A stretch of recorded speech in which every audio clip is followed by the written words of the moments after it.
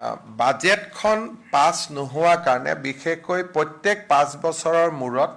আমি vote on accounts কৰোঁ ফেব্ৰুৱাৰী মাহত আৰু 3 মাহলৈকে খৰচ কৰাৰ আমি অনুমতি পাওঁ আৰু তাকো মূলতঃ দৰমহাৰ ক্ষেত্ৰত তাৰ কাৰণে আমাৰ ৰাজ্যৰ বহুকেইখন উন্নয়নমূলক আঁচনি এইকেইটা দিন আমাৰ বন্ধ হৈ আছে বা যিমান বাজেটত টকা আছিলে সিমানেদি মাত্ৰ কৰি থকা হৈছে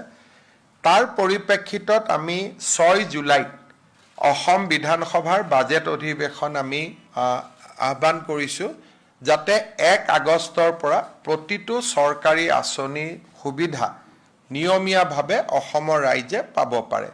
বিধানসভাৰ অধিৱেশন এখন আহ্বান কৰিবলৈ এমাহৰ নটিচ লাগে গতিকে আজি 4 তাৰিখ 6 জুলাইত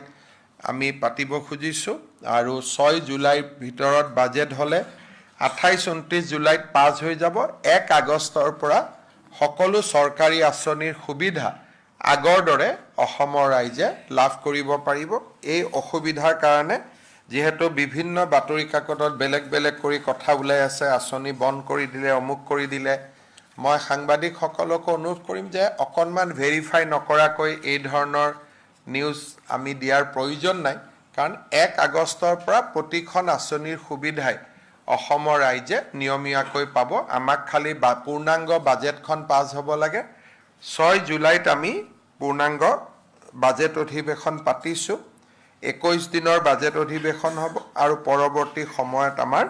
1 আগষ্টৰ পৰা প্ৰতিখন চৰকাৰী আঁচনিয়ে আমি নিয়মীয়াকৈ পৰিচালনা কৰিবৰ বাবে সুবিধা পাম